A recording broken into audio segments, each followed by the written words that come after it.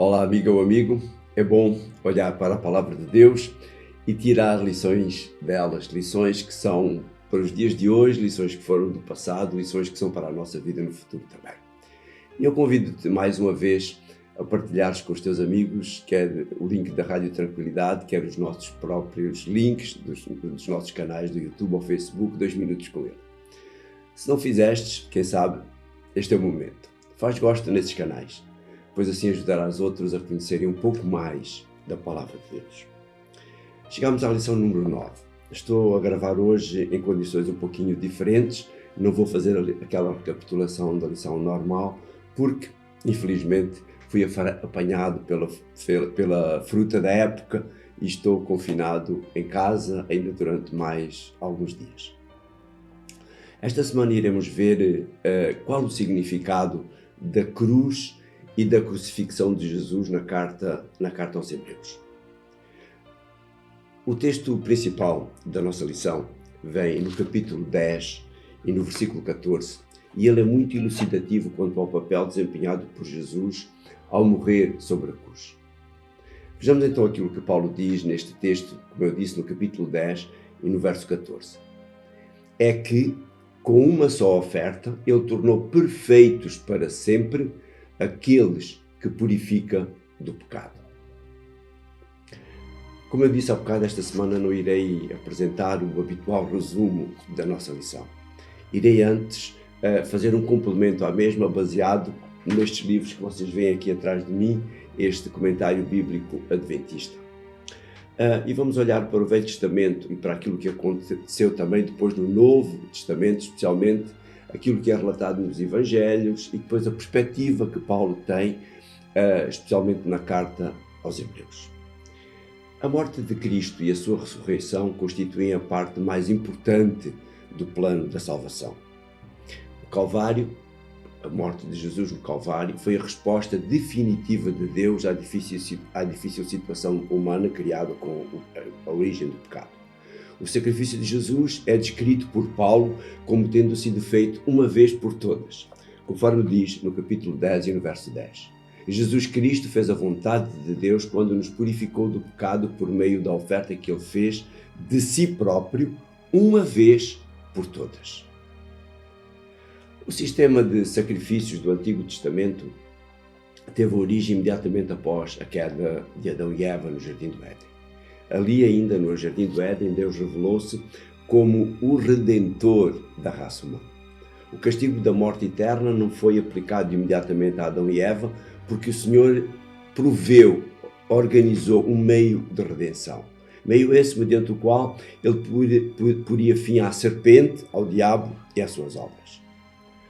A adoração e o sacrifício são inseparáveis em todas as narrativas do Velho Testamento. Um lugar de adoração era identificado por um altar. Embora Gênesis mencione diversos sacrifícios, a oferta mais comum era o holocausto.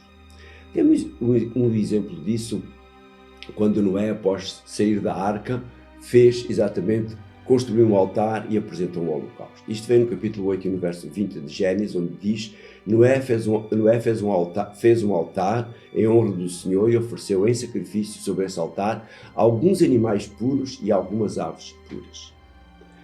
Quando vamos ao livro de Êxodo, ele introduz o santuário israelita e mais tarde o templo, como um centro de adoração, de mediação e de sacrifício. O livro de Levítico fornece detalhes sobre o sistema de sacrifícios criado e todo o cerimonial do santuário e as diversas festividades. As necessidades espirituais dos israelitas eram satisfeitas principalmente por esse sistema de sacrifícios que lhe permitiam expressar a sua devoção, a sua adoração, assim como as suas mais profundas necessidades, especialmente o perdão. Cada sacrifício que era oferecido tinha um significado especial. Mas o principal sacrifício apresentado pelos israelitas era o holocausto, que significava uma oferta, que significa a sua tradução, oferta que sobe, e designava o sacrifício pelo pecado, em que a vítima era totalmente queimada sobre o altar. A pessoa que trazia aquela oferta punha a mão sobre a cabeça da vítima e preparavam o animal para que o sacerdote depois executasse o ritual de sangue e colocasse o sacrifício sobre o altar. Vemos isso no livro de Levítico, no capítulo 1, no verso 4, onde o autor diz assim: aí deve colocar a mão sobre a cabeça do animal oferecido para ser aceito pelo Senhor como ritual de expiação. Esse sacrifício era normalmente uma oferta expiatória, como o próprio nome diz, pela qual a pessoa era aceita, passava a ser aceito perante o Senhor. O holocausto estava normalmente associado com obter a benevolência e o perdão de Deus e constituía uma expressão de adoração, de gratidão, de ação de graças, de alegria e também de dedicação total daquela pessoa que fazia a oferta ao próprio Deus. Os diversos sacrifícios mostram que este sistema, portanto, atendia às principais necessidades espirituais dos israelitas. Alguns eram expiatórios, como vimos, e constituíam ofertas pelo pecado e pela culpa. O facto de um sacrifício incluir um elemento de expiação sugere que, sem eles, nenhum dos dons levados pelo povo seria aceitável ao Senhor. A riqueza teológica do sistema de sacrifícios israelita apontava simbolicamente para o valor e a eficácia infinita da morte de Cristo como o sacrifício maior, o sacrifício supremo. O Novo Testamento identifica limitações nesse antigo sistema a fim de agradecer a importância do novo sistema. É assim que em Hebreus a aliança com Israel tinha uma função temporal limitada. Paulo diz que tinha uma função temporal limitada, conforme diz o capítulo 8, verso 7 de Hebreus. Realmente, se aquela primeira aliança fosse perfeita, não era preciso substituí-la por uma segunda aliança. A semana passada falámos destas duas alianças. O santuário israelita era apenas uma sombra, uma cópia do santuário original que estava no céu. O sacerdócio dos descendentes de Levi era inadequado porque não conseguia alcançar a perfeição, pois não pôde resolver e não resolvia o problema do pecado. Paulo realça isso no capítulo 7, no verso 11, onde ele diz: ora, se a perfeição se conseguisse por meio do ministério sacerdotal dos levitas, não seria preciso aparecer um sacerdote de outra ordem, à maneira de Melquisedeque e não de Arão. Portanto, os levitas eram descendentes de Arão, Melquisedeque era aquele sacerdote sem princípio e fim que aparece no livro de Gênesis. O novo sistema estabelecido por meio de Cristo trouxe à existência esta nova aliança anunciada por Jeremias, como vimos a semana passada. A nova aliança é superior à antiga porque o seu mediador é o próprio Filho de Deus. E é isso que Hebreus afirma no capítulo 9 e no verso 15. Diz: portanto, Cristo é mediador de uma nova aliança. Isto é possível porque já se deu a morte de Cristo, que perdoou as faltas cometidas no tempo da primeira aliança. Portanto, todas estas alianças tinham a ver especialmente com o perdão dos pecados. Ele, que é humano e divino, é capaz de estabelecer então uma relação de aliança entre Deus e os seres humanos. Ele, Jesus, também é vítima sacrificial por cujo sangue a aliança foi ratificada, conforme o verso 24 do capítulo 12 de Hebreus, onde diz: estão ao pé de Jesus o mediador da nova aliança e do seu sangue derramado, que fala mais alto do que o sangue de Abel. É por isso que Jesus se torna o fiador, o garante desta superior aliança, desta nova aliança, conforme Paulo diz no capítulo 7 e no verso 22. Em consequência disso, Jesus tornou-se o garante de uma aliança melhor. As limitações do sistema israelita tornaram-se mais evidentes na área da eficácia do sistema de sacrifícios. Nenhum dos sacrifícios diários tinha o poder de remover o pecado e a impureza, nem mesmo os sacrifícios do grande dia da expiação, o dia do Yom Kippur. E Paulo diz isso também no capítulo 10 e no versículo 4, onde diz assim: sim, porque o sangue de touros e de bodes, como era oferecido no Velho Testamento, nunca poderá perdoar os pecados. As pessoas levavam, mas quem perdoava os pecados era Deus. Essa perfeição deve ser entendida como a retirada de todos os obstáculos que impediam a pessoa de ter acesso a Deus. O sangue de Jesus purifica do pecado. E isto num sacrifício feito de uma vez por todas. Portanto, não voltou a repetir-se. A partir do Novo Testamento não volta a repetir-se. E é isso que Paulo diz no capítulo 7 e no verso 27, não é como os outros sacerdotes, não tem necessidade de oferecer sacrifícios todos os dias, primeiramente pelos seus próprios pecados e depois pelos do povo.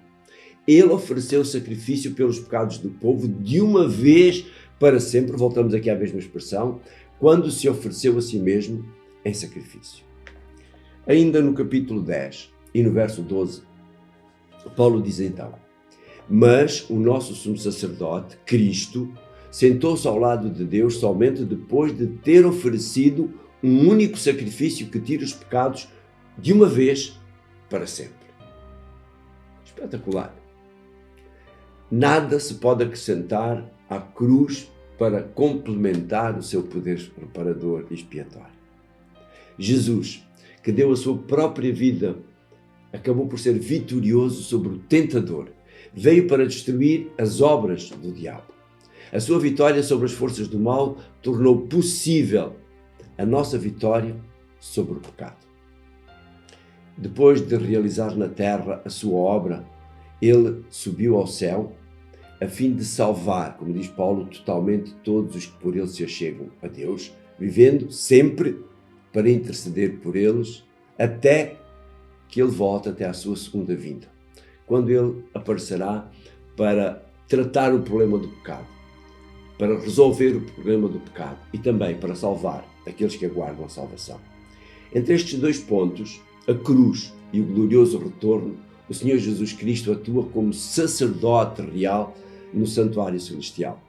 Atua ainda como advogado e como intercessor daqueles que nele creem e que vão até Deus pedindo perdão dos seus pecados. A obra de Cristo tem dois aspectos. O primeiro foi prefigurado naqueles rituais diários do santuário e começou com a sua ascensão. Nesta altura, Cristo faz a mediação perante Deus relativamente àqueles que se arrependem e são apresentados, então, apresentam os seus pecados perante Deus. O segundo aspecto foi o segundo aspecto deste sacerdócio de Cristo é tipificado na obra do sumo sacerdote no lugar santíssimo, no dia da expiação.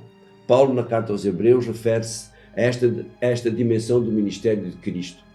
Por sua vez, o Apocalipse mostra Jesus efetuando a sua obra nos dois compartimentos, no lugar santo e no lugar santíssimo. E Daniel consegue estabelecer o período exato em que essa obra começa, através da profecia dos 2300 dias ou anos, e que começou essa obra expiatória de Jesus em 1844. A segunda fase do ministério de Jesus é a consumação da sua obra de confirmação e juízo. Uma purificação do universo do pecado, dos pecadores e de Satanás.